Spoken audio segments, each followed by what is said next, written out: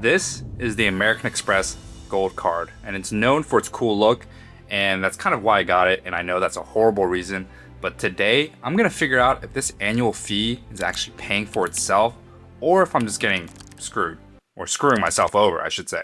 So I went back and I looked at my numbers, and I just want to say that this is my experience. I'm not using every benefit. I know it's a strong travel card, but this is basically an example of how this card performs with normal spending. I'll quickly go over the benefits at a high level. So there is $325 worth of credits.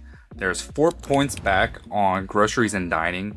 There's 3 points back on flights, and everything else pretty much is 1 point back.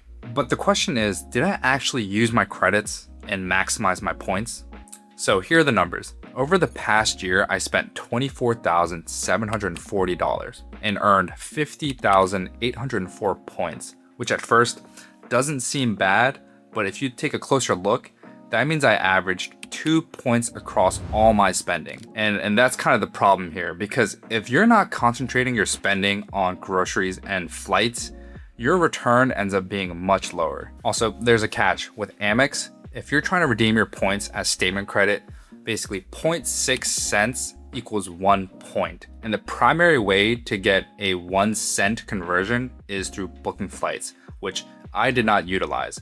But other cards like Citi Double Cash or the Chase Freedom, you will get a 1 cent equals 1 point conversion. So going back to my points with Amex, I got 50,804 points.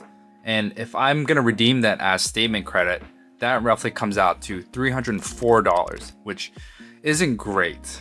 And if you try to compare that with another card that has a 1 point equals 1 cent conversion for statement credit, that means I'm roughly getting 1 to 1.5% back across my spending. And that's a lot lower than you would expect from a card like Amex that has 4% back on its highest category. For comparison, if I were to use a 2% back card like the Citi Double Cash card on that same $24,740 spend, I would have received $495 as statement credit. And that's $200 more than what I received with my Amex card. And on top of that, with Citi, there's no annual fee. Now let's talk about credits, because this is where the card is supposed to make up its annual fee. And on paper, there's $325 worth of credits a year, and this includes $120 dining credit at select restaurants like Five Guys and the Cheesecake Factory, and this is limited to $10 a month.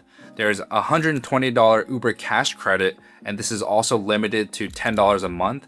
There is a $100 Resi credit. This is limited to $50 semi-annually, and there's a Dunkin' Donut credit, which is $84, and that is limited to $7 a month. And keep in mind, if you don't use this in the selected time period, you're gonna lose it in the next cycle. So I went back and I looked at my usage, and the only credit that I used fully was the Resi credit.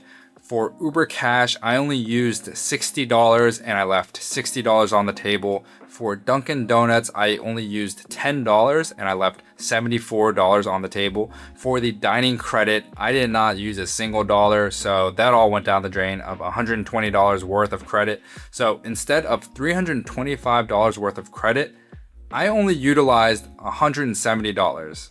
And this wasn't me trying to optimize, this was just normal spending, which made me realize these credits only work if it fits your lifestyle. Otherwise, you forget to use them and you end up forcing yourself to spend just to justify the card. So when you add everything up, I had around $304 in points and $170 in credits for a total value of $474. And when you subtract the annual fee of $325, yeah, I technically came ahead by around $150, but honestly, that's pretty bad. And for how much effort it takes to track the credits, remember to use them every month, and to maximize the points, I don't know if it's worth it for me. And this card, you really have to be intentional about how you use it, especially with groceries and flights. Otherwise, you're just leaving value on the table. Now, I'm just trying to figure out, is this card overrated? Because honestly, I think a Citi or Chase cashback card would have done a better job for me. And if I try to compare it apples to apples with a 1 cent equals 1 point card, like many other cashback cards, I'm effectively getting 1 to 1.5% back with my Amex card, which is way lower than what you'd expect with a 4% back dining and groceries category. So thanks for watching. Obviously, I'm not optimizing my Amex Gold Card, and hopefully you guys can learn from my mistakes and make smarter decisions with your credit cards.